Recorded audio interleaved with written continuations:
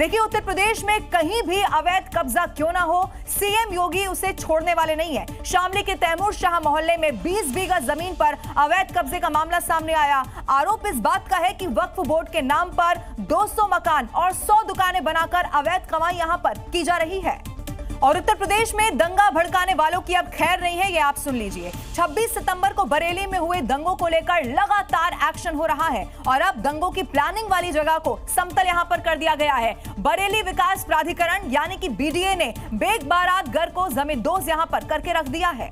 तो देखिए, दिखाएंगे आपको कैसे योगी आदित्यनाथ लगातार एक्शन ले रहे हैं। योगी फोर्स इस वक्त एक्टिव है। कोशिश यही की जा रही है कि जितना भी अवैध कब्जा यहां पर किया हुआ है उसे छोड़ा ना जाए। बुलडोजर वाला एक्शन कैसे अलग अलग जगहों पर दिख रहा है, उसकी कई सारी तस्वीरें सामने आ गई हैं। और आज तो जब यूपी विधानसभा में उत्तर प्रदेश के सीएम योगी आदित्यनाथ ने बोला, बयान दिया, उसके बाद जबरदस्त देखिए जो राजनीतिक प्रतिक्रियाएं हैं वो भी यहां से सामने आई। ये बुलडोजर जो आप देख रहे हैं वो पीला पंजा प्रशासन का देखने को मिल रहा है। उत्तर प्रदेश के अलग अलग जगहों पर संदेश फिर से साफ है कि कोई भी अवैध कब्जा अगर उत्तर प्रदेश में किया गया तो उसे छोड़ा नहीं जाएगा। योगी आदित्यनाथ आज बोल रहे थे और अखिलेश यादव वहां पर सुन रहे थे। और इस वक्त एक और जो बड़ी खबर मिल रही है वो भी दर्शकों को जरूर बताएंगे। तस्वीरें क्या और सामने आई है, देखिए। उन्नाव रेप पीड़िता 10 जनपद पहुंची है, ये खबर इस वक्त मिल रही है। ये बड़ी खबर है दर्शकों, आपको बता देते हैं। पीड़िता से राहुल गांधी ने मुलाकात की है। कल कुलदीप सेंगर को जमानत मिली है। राहुल गांधी ने जमानत का विरोध किया है, आपको याद होगा।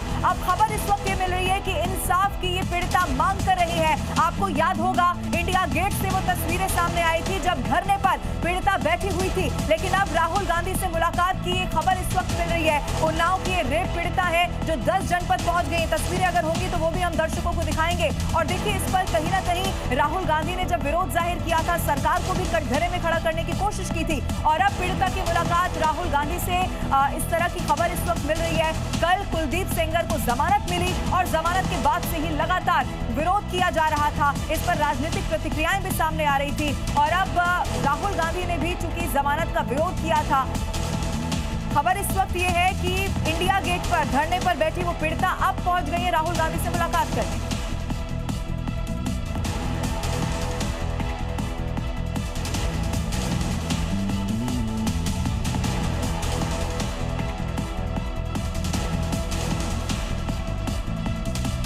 और आइए आगे बढ़ते हैं। उत्तर प्रदेश में दंगा भड़काने वालों की खैर नहीं है, ये बिल्कुल साफ हो चुका है। 26 सितंबर को बरेली में हुए दंगों को लेकर लगातार एक्शन लिया जा रहा है और अब दंगों की प्लानिंग वाली जगह को समतल कर दिया गया है। बरेली विकास प्राधिकरण यानी कि बीडीए ने बेग बारात घर को जमींदोज कर दिया है। लेकिन अब दंगों की प्लानिंग करने वाली ये जगह खाक में मिल गई। लगातार दूसरे दिन मौलाना तौकी रजा के करीबी वाजिद बेग के बारात घर पर प्रशासन का एक्शन हुआ और अवैध निर्माण को ध्वस्त किया गया। प्रशासन की टीम भारी सुरक्षा के बीच जेसीबी और पोकलेन मशीनों के साथ पहुंची और एक दिन पहले हुई कार्रवाई को आज अंजाम तक पहुंचा दिया। प्रशासन ने बहुत जो है इम्पोर्टेंट चीज़ें इसमें निकाली हैं कि बिना नक्शा पास कराए और इलीगल तरीके से जो है ये जो है मैरिज हॉल बनाया गया था। पुलिस के मुताबिक इसी जगह पर बरेली दंगे से पहले लोगों की भीड़ जुटाई गई थी, जिसके बाद से बेग बारात घर प्रशासन की नजरों में आ गया। यहाँ पर 19 सितंबर को मौलाना तौकी रजा ने एक मीटिंग की थी जिसमें भारी तादाद में जो है मुस्लिम समुदाय के लोग यहाँ पर जुड़े थे। मौलाना तौकी रजा अपनी जहरीली साजिश में कामयाब नहीं हो सका, लेकिन सीएम योगी की नजरों में आ गया। और इधर सीएम योगी आदित्यनाथ का बुलडोजर एक्शन सिर्फ और सिर्फ उत्तर प्रदेश में ही नहीं है बल्कि देश भर में हिट है। ये सिर्फ दंगाइयों पर ही नहीं, अतिक्रमण करने वालों को भी खोज खोज कर उनकी खबर ले रहा है। चाहे वो उत्तर प्रदेश हो, बिहार हो या फिर जम्मू कश्मीर हो, हर जगह बुलडोजर इस वक्त गरज रहा है। और उत्तर प्रदेश से आई इन 2 तस्वीरों को देखिए। एक तस्वीर बलरामपुर तो दूसरी तस्वीर कानपुर की है। इन दोनों शहरों में अतिक्रमण के खिलाफ अभियान चल रहा है। कानपुर के सरैया बाजार में बुलडोजर ने अवैध निर्माण को ध्वस्त कर दिया। देखते ही देखते 3 मकान और 6 दुकानों को तोड़ डाला। बिहार के भागलपुर में रेलवे की जमीन का अवैध कब्जा हटाया गया। नारायणपुर इलाके में रेलवे की जमीन पर बने घरों को बुलडोजर से तोड़ा गया। देखिए कैसे बुलडोजर एक एक अवैध निर्माण को तोड़ रहा है। वहीं जम्मू में जेडीए ने अतिक्रमण के खिलाफ अभियान चलाया है और कई अवैध निर्माण को ध्वस्त कर दिया। मतलब साफ है, उत्तर प्रदेश के सीएम का बुलडोजर मॉडल पूरे देश में हिट है और अपराधियों के साथ साथ अतिक्रमण करने वालों पर भी गरज रहा है। और उत्तर प्रदेश विधानसभा के शीतकालीन सत्र में मुख्यमंत्री योगी आदित्यनाथ ने विपक्ष पर कैसे तीखा हमला बोला, क्या कुछ उन्होंने कहा वो आपको बताते हैं। सीएम योगी आदित्यनाथ के निशाने पर सीधे सीधे अखिलेश यादव और समूची समाजवादी पार्टी रही। अच्छे सुझाव भी रखे। सीएम योगी आदित्यनाथ ने समाजवादी पार्टी पर बड़ा हमला बोलते हुए कहा कि पूजा पाल को भी न्याय नहीं दिला पाए। उन्होंने आरोप लगाया कि माफियाओं के सामने झुकना सपा की मजबूरी थी, लेकिन अब ऐसा नहीं है। बेटी उस पक्ष की होगी, इस पक्ष की होगी, उसको न्याय मिलेगा, हर हाल में न्याय मिलेगा। लॉ एंड ऑर्डर पर विपक्ष की ओर से उठाए जा रहे सवालों पर सीएम योगी आदित्यनाथ ने कहा कि उनकी सरकार में कानून तोड़ने वालों पर बुलडोजर चलेगा। कब्जा कोई भी करेगा, किसी भी स्मारक पर, किसी भी पौराणिक स्थल पर, वो कोई भी होगा, उसको छोड़ूंगा तो नहीं। योगी ने समाजवादी पार्टी पर तंज कसा और शायराना अंदाज में कुछ इस तरह से जवाब दिया। समाजवादी पार्टी से और विरोधी पक्ष से कहना चाहूंगा कि तो इधर उधर की बात मत कर, यह तो बता कि एक काफिला क्यों लूटा। मतलब साफ है, सीएम योगी ने विरोधियों को साफ साफ संदेश दे दिया है कि वो गलत करने वाले किसी भी शख्स को बख्शने के मूड में नहीं है। उत्तर प्रदेश विधानमंडल के चल रहे शीतकालीन सत्र के बीच ब्राह्मण विधायकों के भोज ने सियासत को गरमा दिया है। हालांकि भोज के लिए जुटे विधायकों ने किसी भी तरह की मोर्चाबंदी और सियासत से इनकार कर दिया है, लेकिन इसे पिछले साल हुए क्षत्रिय विधायकों के भोज का जवाब माना जा रहा है। पिछले साल विधानसभा सत्र में क्षत्रिय विधायकों ने कुटुंब का आयोजन किया था, जिसमें करीब 40 के आसपास क्षत्रिय विधायक शामिल हुए थे। ठीक उसी तरह ब्राह्मण विधायकों के सह भोज में भी करीब 40 विधायकों का जुटान हुआ है। तमाम जो विधायक थे, ब्राह्मण विधायक, उनको इस पूरी बैठक में बुलाया गया था। भोज का आयोजन मंगलवार देर रात बहुखंडी में मौजूद बीजेपी विधायक पंचानन पाठक के आवास पर हुआ। विवाद बढ़ा तो बीजेपी की ओर से सफाई भी सामने आ गई। इस शुद्ध रूप से सहभोज था, देखिए, जब विधानसभा का सत्र होता है तो सारे विधायक एक दूसरे से मिलते रहते हैं। विधायकों को मिलना चाहिए, वो मिलते हैं, ये अच्छी बात। इस भोज को लेकर कई तरह की अटकलें लगाई जा रही है। खास तौर से विपक्ष यूपी में ठाकुर वर्सेस ब्राह्मण की सियासी लड़ाई से जोड़कर देख रहा है। और अब इस वक्त खबर मिल रही है असम हिंसा से जुड़ी हुई ये खबर है, जहां हिंसाग्रस्त इलाके में सेना को तैनात कर दिया गया है। कार्बी आंगलोंग में सेना की तैनाती कर दी गई है। कानून व्यवस्था पर पूरी तरह से नजर है, ये डीजीपी का कहना है। कल इंटरनेट सेवा बंद की गई। आदिवासी जमीन को लेकर ये हिंसा भड़की थी, आपको याद होगा। अब इलाके में चूंकि ये पूरा का पूरा हिंसाग्रस्त इलाका है, जहां पर बहुत माहौल खराब होता हुआ नजर आया था, कल एहतियातन इंटरनेट सेवा को बंद किया गया, जिससे कि सोशल मीडिया के जरिए कोई ऐसी स्थिति फिर से ना पैदा होने पाए। अब वहां पर सेना की तैनाती हो चुकी है। इसका मतलब ये है कि पूरे इलाके में इस वक्त भारी फोर्स तैनात है। मकसद यही है कि एक बार फिर से कोई ऐसी तस्वीर ना हो जो उस पूरी स्थिति को खराब कर दे। इधर हुमायूं कबीर पार्टी के गठन के साथ ही विवादों में घिरते चले जा रहे हैं। उन्होंने बालीगंज विधानसभा सीट से निशा चैटर्जी को उम्मीदवार बनाया था। अब घोषणा के 24 घंटे के अंदर ही पार्टी ने उम्मीदवार बदल दिया। इस पर निशा ने उन पर गंभीर आरोप लगा दिए हैं। 2026 के पश्चिम बंगाल विधानसभा चुनाव के लिए बालीगंज से निशा चैटर्जी को उम्मीदवार घोषित किया गया। 24 घंटे भी नहीं बीते थे कि 23 दिसंबर को उम्मीदवार ये कहते हुए वापस ले ली गई कि सोशल मीडिया पर उनकी तस्वीरें और वीडियो पार्टी की छवि के लिए ठीक नहीं है। इस फैसले से आग बबूला निशा ने हुमायूं कबीर के खिलाफ मोर्चा खोल दिया है। निशा ने आरोप लगाया कि हिंदू होने के चलते उनका टिकट काटा गया है।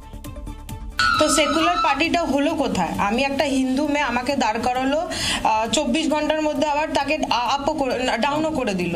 তো সেটা কিভাবে সেকুলর পার্টি হতে পারে? धर्म की बात आते ही हुमायूं कबीर ने निशा के इन्फ्लुएंसर होने पर सवाल खड़े कर दिए और पार्टी के लिए अनफिट बता दिया। टीएमसी आईटी सेलेर बा विभिन्न रकम অনলাইনে যেসব ছবি ভাইরাল হয়েছে বিধানসভার মতো পবিত্র জায়গায় পাঠানোর জন্য বা আইন প্রণয়নকারী সদস্য হিসাবে। इधर बांग्लादेश में हिंदुओं पर हो रहे अत्याचार और असम में बढ़ रहे घुसपैठियों की संख्या ने सीएम हिमंता बिस्वा को टेंशन में डाल दिया है और उन्होंने राज्य की इस बदलती डेमोग्राफी को लेकर अब तक का सबसे बड़ा सनसनीखेज दावा कर दिया है। हिमंता ने कड़ी चेतावनी दे दी है कि कूटनीति का समय खत्म हो गया है और संकट का समाधान सर्जरी से ही संभव है। उनका दावा है कि असम की करीब 40% आबादी बांग्लादेशी मूल के लोगों की है। हेतु काने तो जो 5 বছরে চিঞৰি আছে অসমত 40% বাংলাদেশী মূলৰ মানুহ অলৰেডি আছে আৰু 10% হৈ গলেতো হয়ে গল। 5 বছৰ এইবিলাক কথাইতো কৈ আছো। असम में बांग्लादेशियों का बढ़ना बहुत बड़ी घुसपैठ की तरफ इशारा कर रहा है, लेकिन साजिश कितनी भी बड़ी क्यों ना हो, ये घुसपैठी हिमंता के हंटर से खुद को बचा नहीं पाएंगे। पिछले 5 सालों से हिमंता इन घुसपैठियों पर नकेल कसे हुए हैं। बांग्लादेश में हिंसा के बाद और भी अब अलर्ट कर दिया गया है। जो रिश्ता 2 दशक पहले टूटा वो बीएमसी ने अब जोड़ दिया है, या फिर यूं कहा जाए कि चुनाव ने जोड़ दिया है। दोनों भाई सालों बाद एक मंच पर दिखाई दिए हैं और ऐलान ये कर दिया है कि हमारी सोच एक है। इतना ही नहीं, दोनों भाइयों ने बाला साहेब ठाकरे के स्मारक पहुंचकर उन्हें श्रद्धांजलि भी दी है। क्या सत्ता के मोह ने दोनों भाइयों को साथ आने पर मजबूर कर दिया है? शायद ऐसा ही लग रहा है। मंच पर सिर्फ दोनों भाई ही नहीं बल्कि दोनों भाइयों की पत्नियां भी साथ थी, जिससे ये साफ हो गया कि गठबंधन राजनीतिक ही नहीं बल्कि पारिवारिक भी है। अपनी इस प्रेस कॉन्फ्रेंस के दौरान राज ठाकरे ने भी ये ऐलान कर दिया कि मुंबई का महापौर मराठी व्यक्ति होगा और वो हमारा होगा। लेकिन उद्धव ठाकरे और राज ठाकरे के एक साथ आने और चुनाव लड़ने के मायने क्या है? दरअसल अब तक मराठी बटे थे, लेकिन सब साथ आएंगे। इसका सीधा असर बीजेपी और कांग्रेस एनसीपी गठबंधन पर पड़ेगा। शिवसेना प्रमुख बाळासाहेब ठाकरे के बाद अब उद्धव जी के पास या राज जी के पास कोई विचार ही बचा नहीं, इनका कोई विचार नहीं। वहीं अब खुद को असली शिवसेना बताने वाले एकनाथ शिंदे गुट का क्या होगा, सवाल ये भी उठ रहा है। इस वक्त दिल्ली वालों के लिए एक बड़ी खबर मिल रही है। दिल्ली में ग्रैब 4 को हटा दिया गया है, लेकिन ग्रैब 3 के जो प्रतिबंध है वो यहाँ पर लागू रहेंगे। आपको बता दें कि AQI बढ़ता हुआ लगातार, और इसी को देखते हुए ये बड़ा फैसला लिया गया था, प्रदूषण से लोगों को राहत मिल सके। ग्रैब 4 को फिलहाल के लिए हटा दिया गया है, क्योंकि कई सारे ऐसे इलाके हैं जहाँ पर थोड़ी राहत मिली है, लेकिन ग्रैब 3 की पाबंदियां अभी भी लागू रहेंगी। इसका मतलब ये है कि पूरी तरह से निजात अभी नहीं मिली है दिल्ली वालों को। ये देखिए तस्वीरें अलग अलग जगहों की, इससे पहले भी जी न्यूज ने आपको दिखाई है। कोहरा इतना ज्यादा है, AQI अलग अलग जगहों का बहुत पार हो गया है, 400 AQI पार कर चुका है। इसका मतलब ये है कि दिल्ली वालों को अभी राहत की सांस तो नहीं मिलने वाली है, लेकिन ग्रैब 4 के प्रतिबंध जरूर हटा दिए गए हैं। ग्रैब 3 की जो पाबंदियां हैं वो लागू रहेंगी। कीर्तिमान बनाना हो या फिर रिकॉर्ड तोड़ना हो, हिंदुस्तान की ये पुरानी आदत रही है, और इसी आदत को दोहराते हुए इसरो ने एक बार फिर से रच दिया है इतिहास। अंतरिक्ष में अमेरिकी सैटेलाइट ब्लूबर्ड ब्लॉक 2 को लॉन्च कर दिया है, जो भारत द्वारा अब तक लॉन्च किए गए सैटेलाइट्स में सबसे ज्यादा भारी है। 2, 1, 0। और इसरो ने LVM-3 M6 रॉकेट से 61,000 किलो भारी सैटेलाइट को लॉन्च कर दिया। ये सिर्फ एक लॉन्च नहीं बल्कि आत्मनिर्भर भारत की तस्वीर को दिखा रहा है। ये क्यों अपने आप में बड़ी उपलब्धि है वो भी जरा जान लीजिए। इससे पहले नवंबर में लॉन्च किया गया LVM-3 M5 कम्युनिकेशन सैटेलाइट 3 करीब 4,400 किलोग्राम का था, और अब जो ब्लूबर्ड ब्लॉक 2 को लॉन्च किया गया है वो 640 टन भारी है। BlueBird block 2 next gen communication अमेरिकी सैटेलाइट है, जिसे अमेरिका ने नासा से न लॉन्च करके इसरो से लॉन्च कराया, जिसका मतलब साफ है कि अब दुनिया में जो ओहदा नासा रखता है वही ओहदा अब इसरो के पास भी है। आपको बता दें कि इसके जरिए धरती पर कहीं से भी बिना टावर 4G और 5G voice call, video call, messaging, streaming और डेटा सेवाएं उपलब्ध हो सकेंगी। इधर लखनऊ में भारतीय जनता पार्टी के 3 दिग्गज नेताओं को समर्पित राष्ट्रीय प्रेरणा स्थल पर इंतजार खत्म होने वाला है। कमल की आकृति में बने 65 एकड़ के इस भव्य परिसर का कल प्रधानमंत्री नरेंद्र मोदी उद्घाटन करने वाले हैं। अब इसी को लेकर सुरक्षा व्यवस्था के भी कड़े बंदोबस्त कर दिए गए हैं। प्रेरणा स्थल के उद्घाटन को 24 घंटे से भी कम का वक्त रह गया है। पीएम मोदी की मौजूदगी वाले इस कार्यक्रम में किसी तरह का कोई विघ्न न हो, उसके लिए सुरक्षा व्यवस्था एकदम चाक चौबंद है। फिलहाल हम लोग राष्ट्रीय प्रेरणा स्थल के बाहर इस वक्त मौजूद हैं और आपको बताना चाहेंगे कि इस पूरी कार्यक्रम स्थल को SPG के हवाले किया गया है। जिस प्रेरणा स्थल का प्रधानमंत्री उद्घाटन करने वाले हैं उसका मुख्य आकर्षण भी जान लीजिए। प्रेरणा स्थल में बीजेपी के 3 दिग्गज नेताओं अटल बिहारी वाजपेयी, पंडित दीनदयाल उपाध्याय और डॉक्टर श्यामा प्रसाद मुखर्जी की 63 फीट ऊंची प्रतिमा है। ये देश में इन नेताओं की सबसे बड़ी प्रतिमा है। अब आपको प्रेरणा स्थल की और खासियत भी बताते हैं। परिसर में 8 बड़े ब्लॉक हैं, जिसमें 3000 लोगों की क्षमता का एक amphi theatre, cafeteria, meditation centre, music block है। इसके साथ ही VIPs के लिए सेफ हाउस भी बना हुआ है। बस अब इसके उद्घाटन का बेसब्री से इंतजार किया जा रहा है। उत्तर प्रदेश के CM योगी आदित्यनाथ का मैसेज बिल्कुल क्लियर है। जुर्म करोगे तो उसकी सजा भी आपको भुगतनी ही पड़ेगी, और यही वजह है कि यूपी सरकार ने अखिलेश सरकार में लाए उस विवादित बिल को वापस ले लिया है, जिसमें मदरसों के मौलवियों और कर्मचारियों पर सीधे FIR दर्ज नहीं हो सकती थी। ये विधेयक या यूं कहे मदरसों के मौलवियों को दिया जाने वाला ये कवच अखिलेश सरकार 2016 में लेकर आई थी। मदरसों को असीमित ताकत देने वाले इस विधेयक को योगी सरकार ने पूरी तरह से वापस लेने का फैसला लिया है। अब चाहे मदरसे का मौलवी हो या कर्मचारी, अगर अपराध किया तो योगी का हंटर जरूर चलेगा। जो भी अपराधी होगा, ये तो मैं जानता हूं आपकी पीड़ा को, क्योंकि जब सरकार की कार्रवाई अपने अंतिम उस तक जाएगी तो आप में से बहुत सारे लोग फतिया पढ़ने के लिए जाएंगे वहां। चलिए आपको बताते हैं उत्तर प्रदेश मदरसा विधेयक में ऐसा क्या था। मदरसों के किसी भी टीचर या कर्मचारी के खिलाफ न तो कोई जांच हो सकती थी और न ही कोई मुकदमा दर्ज हो सकता था। मदरसा शिक्षकों और कर्मचारियों को वेतन भुगतान की व्यवस्था संविधान के दायरे से बाहर होने के चलते योगी सरकार ने इस पर फुल स्टॉप लगा दिया है। क्रिसमस को लेकर पूरा देश सजावट और रोशनी से आपको सराबोर नजर आ रहा होगा, लेकिन दूसरी तरफ मध्य प्रदेश के मुसलमान इस त्योहार को न मनाने की अपील कर रहे हैं और ये कह रहे हैं कि ये तो इस्लाम के खिलाफ है, क्योंकि ये धर्म दूसरे धर्म को छोड़कर अपने धर्म में आने की बात कहता है। रायसेन में मुस्लिम समुदाय के लोग जहां भी मदरसे हैं वहां रुक कर रहे हैं और वहां तालीम हासिल करने वाले बच्चों को क्रिसमस से दूर रहने और त्योहार न मनाने के लिए कह रहे हैं। क्रिसमस में जो है एक मगरिबियत आती है, यहूद और नसारा ईसाइयों का एक अमल है और ईसाई जो अपने अमल करते हैं वो हमारे मजहब के खिलाफ जाता है। इतना ही नहीं, मुस्लिम धर्मगुरु ने तो ये भी आरोप लगाया कि ये धर्म दूसरे धर्मों को छोड़ अपने धर्म में आने की तालीम देता है, जो किसी और धर्म में नहीं है। हिंदुओं का कोई ऐसा स्कूल नहीं मिलेगा जो दूसरे मजहब को अपने मजहब में लेकर आ रहा हो। मुस्लिम का कोई मदरसा नहीं मिलेगा जो दूसरे को ये कहेगा आप अपने मजहब में आके तालीम हासिल करो। ईसाइयत में ये चीज मिलती है। मौलवियों का बयान सुन ऐसा लग रहा है कि क्रिसमस के त्योहार से इस्लाम को खतरा है और अगर ऐसे ही क्रिसमस मनाया जाता रहा तो उनके इस्लाम का क्या होगा। यही कारण है कि रायसेन के मौलवियों ने क्रिसमस के खिलाफ मोर्चा खोल दिया है। और मध्य प्रदेश के भोपाल में एक सरकारी कार्यक्रम के दौरान अलग ही नजारा देखने को मिला। यहाँ लेट लतीफी पर सांसद रोडमल नागर ने अधिकारियों को ऐसा सबक सिखाया कि अब वो सरकारी कार्यक्रमों में लेट जाना जरूर भूल जाएंगे। दरअसल राजगढ़ में जल अर्पण कार्यक्रम में दिल्ली से आ रहे अधिकारी करीब 1.5 घंटे लेट पहुंचे। फिर क्या था, सांसद रोडमल नागर ने ऐसे अफसरों को सबक सिखाने का नायाब तरीका ढूंढा। जैसे ही अधिकारी कार्यक्रम में पहुंचे, सांसद रोडमल ऐसे लेट लतीफ अफसरों के पैर छूने लगे। लेकिन सांसद रोडमल यही नहीं रुके, जहां वो अफसर दिखाई दिए उनके पैर छूने लगे। वहीं सांसद ने अधिकारियों को सरकारी कार्यक्रम में देरी से पहुंचने को लेकर फटकार लगाते हुए कहा कि केवल इवेंट करने से कुछ नहीं होता, जमीन पर काम होना चाहिए। और जम्मू कश्मीर के अनंतनाग में उस वक्त हड़कंप मच गया जब यहां के सीआरपीएफ कैंप में तेंदुआ घुस आया, जिससे अफरा तफरी का माहौल हो गया। इस दौरान तेंदुए ने एक जवान पर हमला कर उन्हें जख्मी भी कर दिया। ये पूरी घटना अनंतनाग के कपरन इलाके से सामने आई है। घटना के बाद वन विभाग की टीम स्पॉट पर पहुंच गई है और तेंदुए को पकड़ने की कोशिश करने लगी। इस दौरान तेंदुआ लोगों की आबादी और वन विभाग की टीम को देख घबरा गया और इधर उधर भागने लगा। तभी तेंदुए ने एक जवान पर हमला कर दिया, जिससे वो घायल हो गया।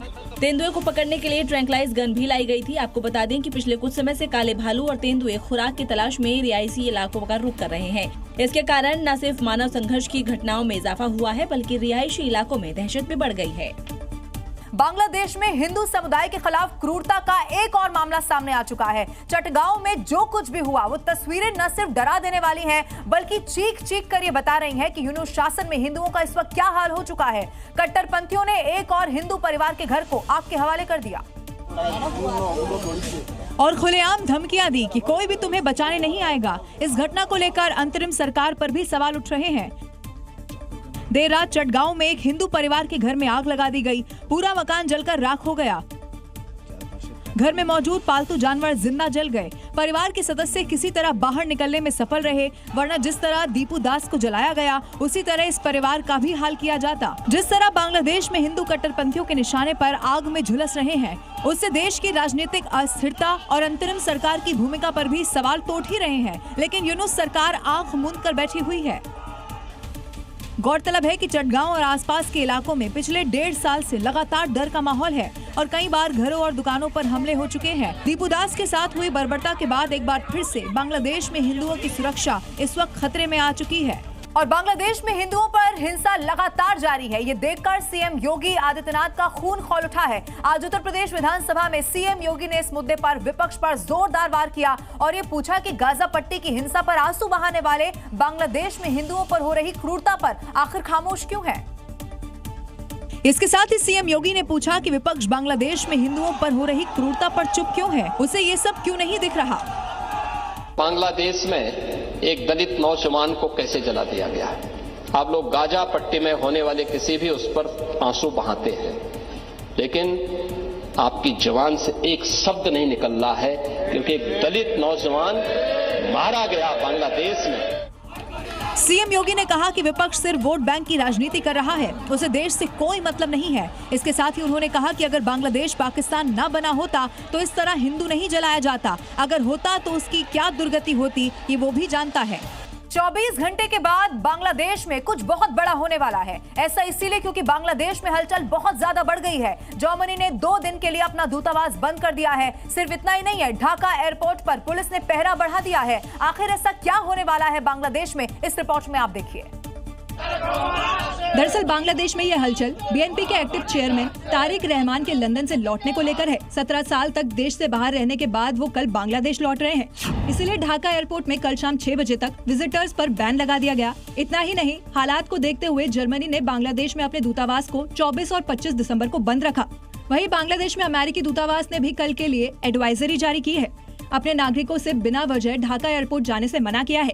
तारिक रहमान ऐसे वक्त पर बांग्लादेश आ रहे हैं जब कट्टरपंथी बेलगाम है। शरीफ उस्मान हादी की हत्या के बाद आग लगी हुई है। हादी की हत्या के लिए यूनुस सरकार को जिम्मेदार ठहराया जा रहा है। इस माहौल में कट्टरपंथी सोच के तारिक रहमान की वापसी से माहौल और बिगड़ना तय है, क्योंकि तारिक के आने से कट्टरपंथी और बेलगाम हो जाएंगे।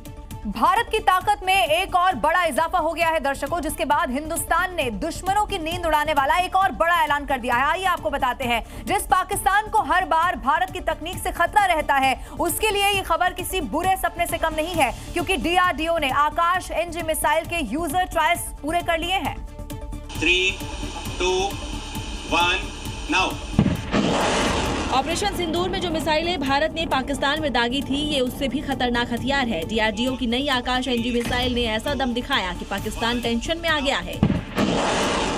नेक्स्ट जनरेशन आकाश मिसाइल सिस्टम आकाश एनजी के यूजर इन्फ्लुएंशन ट्रायल्स सफलतापूर्वक पूरे कर लिए गए हैं। ओडिशा के चांदीपुर टेस्ट रेंज में हुए इन ट्रायल्स में आकाश एनजी ने तेज रफ्तार और फुर्तीले हवाई खतरों को सटीकता के साथ मार गिराने की क्षमता साबित कर दी है। आकाश एनजी के आने से भारत की एयर डिफेंस शील्ड और भी अभेद्य हो गई है, यानी जिस तरह पाकिस्तान को ऑपरेशन सिंदूर में ब्रह्मोस ने जवाब दिया था, अब उससे भी खतरनाक वर्जन मैदान में उतरने को तैयार है।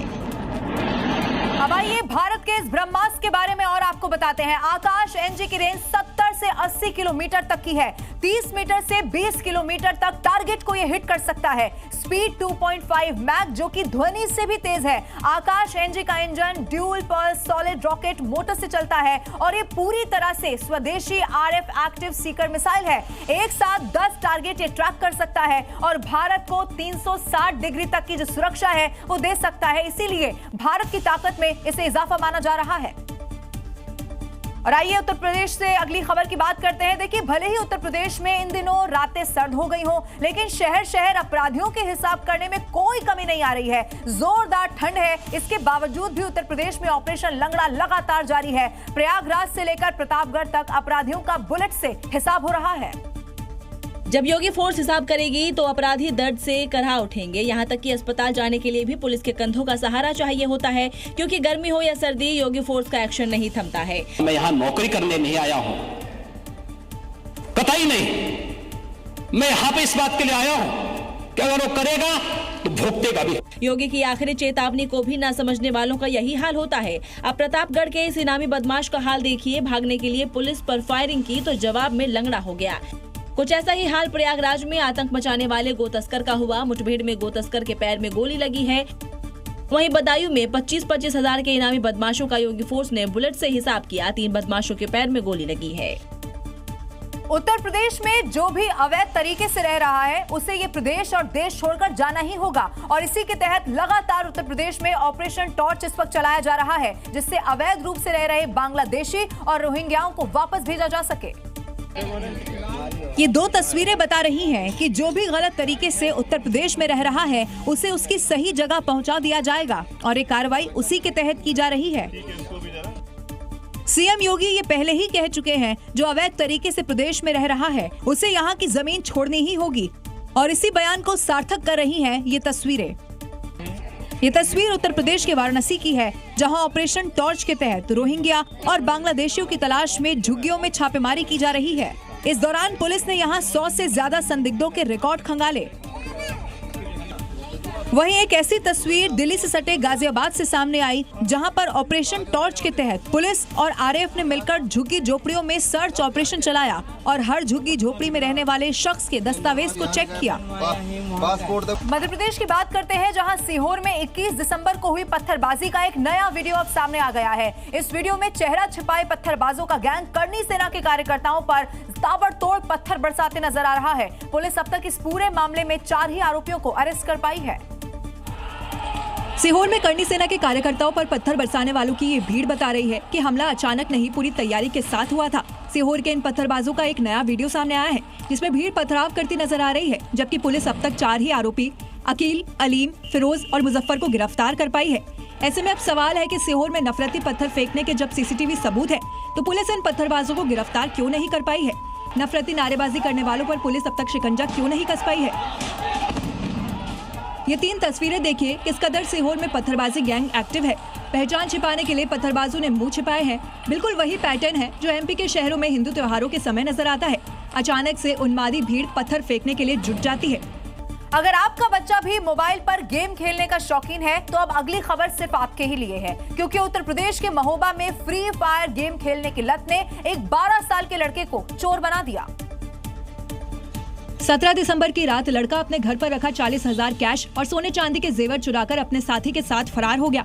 लड़के के अचानक लापता होने पर परिवार में हड़कंप मच गया। पिता ने अपहरण का मामला दर्ज कराया। 6 दिन बाद जब लड़का अपने साथी के साथ मिला, तो पूछताछ में चौंकाने वाली सच्चाई सामने आई है। मोहल्ले की एक महिला अपने घर में बच्चों को रोज 300 रुपए लेकर फ्री फायर गेम खेलने देती थी। इसी दौरान उसे गेम की लत लग गई। उधार में गेम खेलने के बाद जब पैसे चुकाने का दबाव बढ़ा, तो उसने चोरी की योजना बना ली। लड़के ने चोरी किए गए रुपए का कुछ हिस्सा गेम खिलाने वाली महिला के बेटे को दे दिया और कुछ जेवर को कानपुर बेच दिए।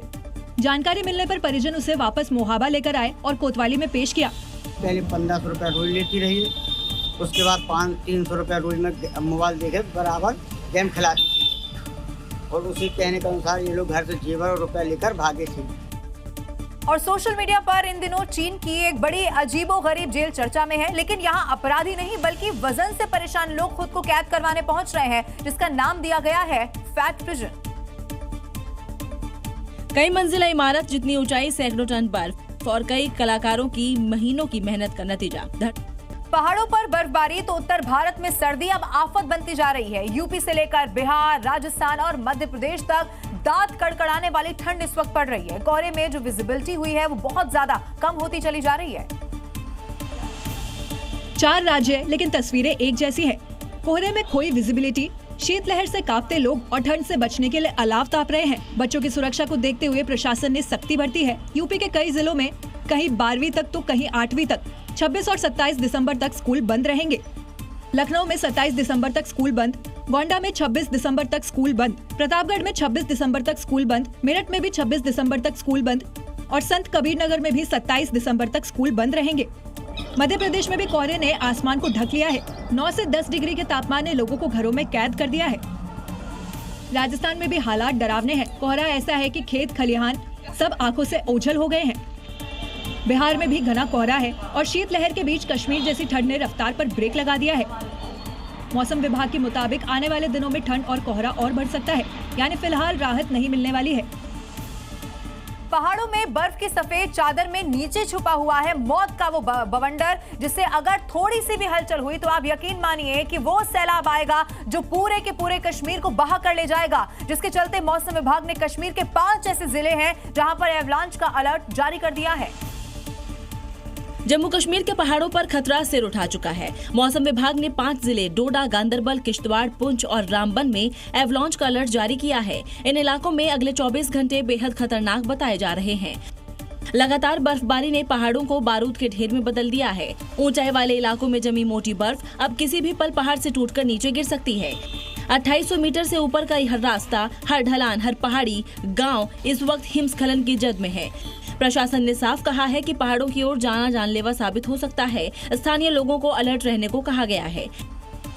लेकिन एवलांच आता कब है? जब ज्यादा मात्रा में बर्फ जमी हो जाती है और दबाव ज्यादा होने पर बर्फ अपनी जगह से खिसक जाती है। बर्फ की परतें खिसकती है और तेज बहाव के साथ नीचे की ओर बहने लगती है। रास्ते में जो कुछ आता है उसे भी ये बहा ले जाती है। और इस वक्त एक बड़ी खबर मिल रही है बहराइच से, जहां बाघ का खौफ देखने को मिल रहा है। ये आदमखोर बाघ जिसने ग्रामीणों पर हमला कर दिया है। बाघ ने 3 ग्रामीणों को जख्मी कर दिया है। वन विभाग की टीम इस वक्त मौके पर पहुंच गई है। फौरन कैसे इस बाघ को पकड़ लिया जाए, यही इस वक्त कोशिश है। देखिए, बहराइच वही इलाका है जो भेड़िए से भी इससे पहले बहुत ज्यादा प्रभावित रहा है, लेकिन अब बाघ इन लोगों के लिए, यहाँ पर रहने वाले लोगों के लिए मुसीबत बनता जा रहा है। वन विभाग की टीम मौके पर पहुंच गई है। तस्वीरें आपके सामने हैं। और आगे बढ़ते हैं, बात गुजरात की करते हैं, जहां के सूरत में एक उद्योगपति को अपने बेटे का जन्मदिन मनाना भारी पड़ गया। ये जो जश्न था वो सड़क पर मनाया गया, जो अब बड़े सवाल खड़े कर रहा है, क्योंकि कारोबारी ने खुद सड़क रोककर पटाखे फोड़े और ट्रैफिक को रोक दिया। दोनों हाथों में पटाखे फोड़ते हुए ये गुजरात के कारोबारी दीपक इजारदार हैं, जो बेटे के जन्मदिन पर बीच सड़क पर ट्रैफिक रुकवाकर पटाखे फोड़ रहे हैं। मौके पर बॉडीगार्ड्स और बाउंसर मौजूद हैं। पीछे से आ रही एक कार ने जब हॉर्न बजाकर रास्ता मांगा तो भी ये जनाब नहीं माने, बल्कि सड़क के बीचों बीच आतिशबाजी जला दी। ये पूरा वीडियो जैसे ही सोशल मीडिया पर वायरल हुआ तो बहस छिड़ गई कि क्या अमीरों के लिए कानून अलग है। इतने पर भी दीपक इजारदार ने अजीबोगरीब दलील पेश करते हुए खुद को सेलिब्रिटी बता दिया और कहा कि 5 मिनट के लिए ट्रैफिक रोक दिया तो कौन सा बड़ा अपराध हो गया। लेकिन अब सवाल ये है कि क्या सेलिब्रिटी होने का मतलब कानून से ऊपर होना है। तो ये थी खबरें 7 बजे की। कल फिर होगी बात पते की। नमस्कार।